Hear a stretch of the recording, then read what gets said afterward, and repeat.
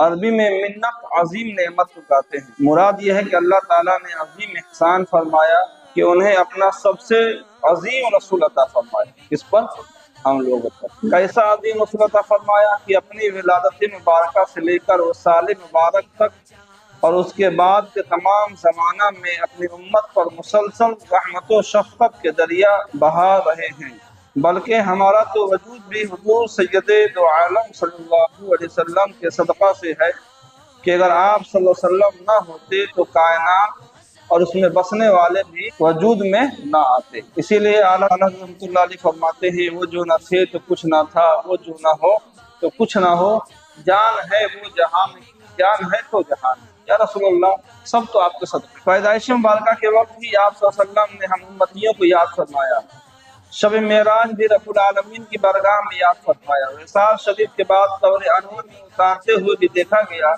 تو حضور کو نور صلی اللہ علیہ وسلم کے لمحۂ مبارکہ پر امت کی نجات و بخشش کی دعائیں تھی۔ سبحان اللہ، ہر وقت ہمیں یاد کرتا، تو ہر وقت لمحہ مبارکہ پر ہماری فکر آتی تھی۔ آرام دہ راتوں میں جب سارا جہاں محو استراحت ہوتا، وہ پیارے آقا حبیب کبریا صلی اللہ علیہ وسلم اپنا بستر مبارک چھوڑ کر اللہ عز و جل کی بارگاہ میں ہم گناہگاروں کے لیے دعائیں فرمایا کرتے ہیں۔ عمومی اور خصوصی دعائیں ہمارے ہم میں فرماتے رہتے۔ قیامت کے دن سخت گرمی کے عالم میں شدید پیاس کے وقت رب قہار کی بارگاہ میں ہمارے لیے سر سجدہ میں رکھیں گے اور امت کی بخشش کی درخواست کریں گے۔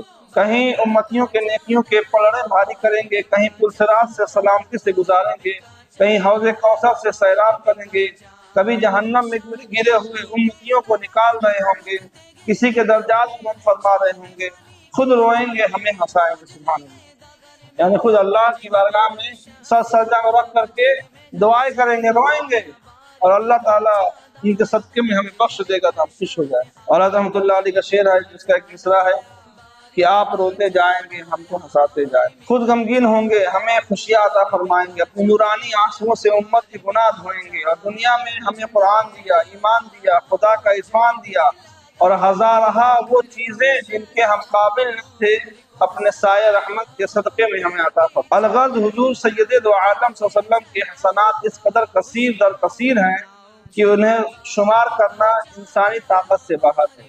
اتنا بڑا اللہ تعالیٰ نے احسان فرمایا ہم پر، ہم نے اپنے محبوب کو بھیجا۔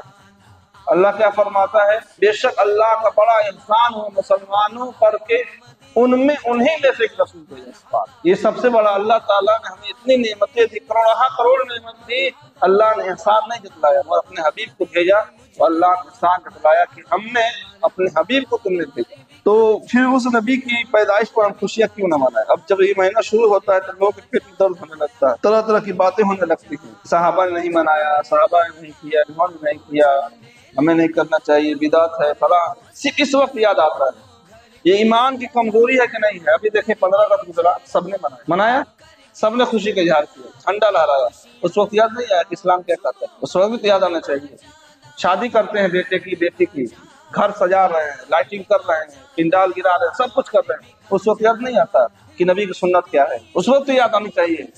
جب ہم کروڑوں لاکھوں لاکھ خرچ کرتے ہیں، وہ جھالر لگاتے ہیں، لائٹیں لگاتے ہیں، سب کرتے ہیں، نہ صحابہ کرام نہ مسجد نکاح کرتے تھے، اس وقت یاد نہیں آتا ہے۔ جب نبی کے پیدائش کے وقت آتا ہے تبھی یاد آتا ہے، ایک چیز یاد آتی ہے کہ نہیں بدعت ہے، صحابہ نے کہاں کیا، نبی نے کہاں کیا۔ تو یہ ایمان کی کمزوری ہے، ایمانی نہیں ہے۔ جن کے صدقے میں سب کچھ ملا، ان کی میلاد نہ منائے، ان کی خوشی نہ منائے تو پھر کون سی خوشی منائے؟ سب سے بڑی خوشی تو یہی ہے کہ اللہ نے اپنے حبیب کو ہم نے بھیجا، ایمان کی دولت عطا کی، ساری چیزیں ہمیں عطا کی ان کے صدقے میں، تو ان کی پیدائش سے خوشی نہ منائے تو کیا منائے؟ جس کو غم ہے وہ غم منائے، رو لے۔ نثار تیری چہل پہل پر ہزاروں عید ربیع الاول، اے ربیع الاول تیرے اوپر تو ہزاروں عید قربان ہیں، تیرے جو صدقے میں سب کچھ ملا تو تیرے صدقے میں جو بھی ملا، ساری خوشیاں تیرے صدقے، تو تجھ پر تو ہزاروں عید قربان۔ تو کہتے ہیں نثار تیری چہل پہل پر ہزاروں عید ربیع الاول، سوائے ابلیس کے جہاں میں سبھی تو خوشیاں منا رہے۔ یہ غم منانا ابلیس کا کام ہے۔ نبی کی پیدائش ہوئی تو ابلیس غم منا رہا تھا، رو رہا۔ اور اعلیٰ حضرت رحمۃ اللہ علیہ فرماتے ہیں حشر تک ڈالیں گے ہم پیدائش مولا کی دھوم، مثل فارس نزد کے قلعے گراتے جائیں گے۔